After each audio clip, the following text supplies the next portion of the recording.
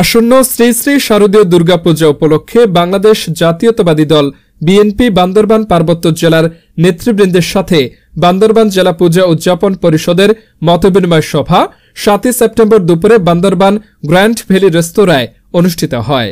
বান্দরবান জেলা পূজা উদযাপন পরিষদ এর আয়োজিত মতবিনিময় সভায় প্রধান অতিথি হিসেবে উপস্থিত ছিলেন বিএনপি জাতীয় নির্বাহী কমিটির সাংগঠনিক সম্পাদক মাহবুবুর রহমান শামীম।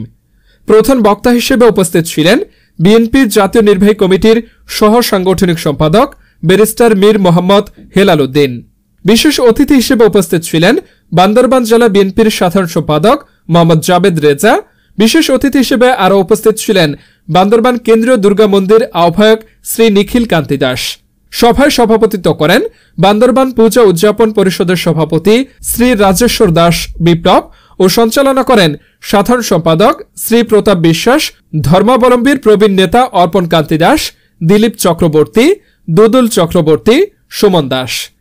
এছাড়া উপস্থিত ছিলেন বিএনপির সহ অঙ্গ ও সহযোগী সংগঠনের নেতাকর্মী এবং সনাতন ধর্মাবলম্বী শতাধিক নারী পুরুষ উপস্থিত ছিলেন। বক্তব্যে বক্তারা বলেন, সম্প্রীতির জেলা বান্দরবান, এই জেলায় সকল ধর্মের মানুষ নিজ নিজ ধর্ম স্বাধীনভাবে পালন করে আসছে।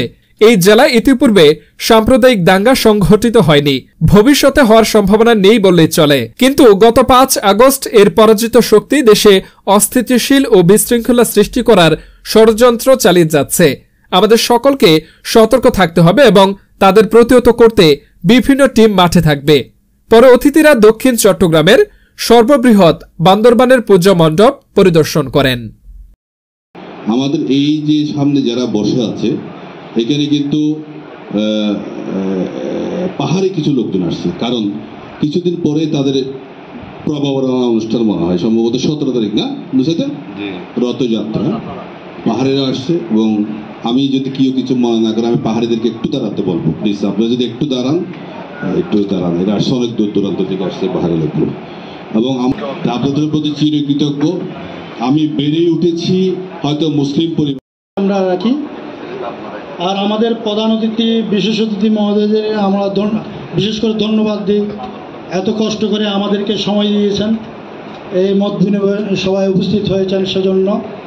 সাংবাদিক ভাইদেরকেও ধন্যবাদ দিই, ওনারা প্রতিবারেই আমাদেরকে সহযোগিতা করেন, সবসময় আমাদের খোঁজখবর রাখেন। রহমানের নির্দেশে আমরা সফলভাবে এই নিরাপত্তা দানে সক্ষম হয়েছি।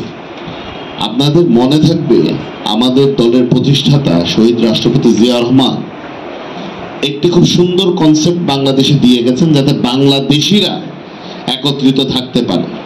বিএনপির যে মত বিনিময় সভা,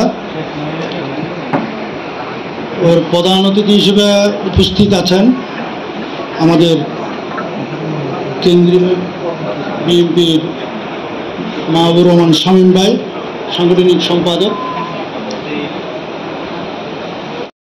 করে তারা নির্বাচিত জনপ্রতিনিধিদের হাতে ক্ষমতা হস্তান্তর করে যাবেন।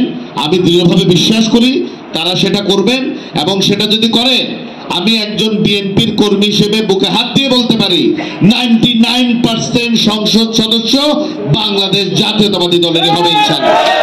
এবং আমাদের নেতা দেশনায়ক তারেক রহমানই হবেন আগামী বাংলাদেশের অবিসংবাদিত নেতা। আমি সবাইকে শারদীয় অগ্রিম শুভেচ্ছা জানাচ্ছি, এবং আপনারা নিশ্চিন্ত থাকেন বাংলাদেশে কোনো সময় সাম্প্রদায়িক সমস্যা